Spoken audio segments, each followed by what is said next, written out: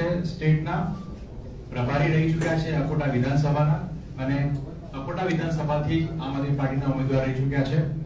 અને મનીષભાઈ પરમાર જેઓ સહપ્રભારી છે વોર્ડ નંબર 16 ના.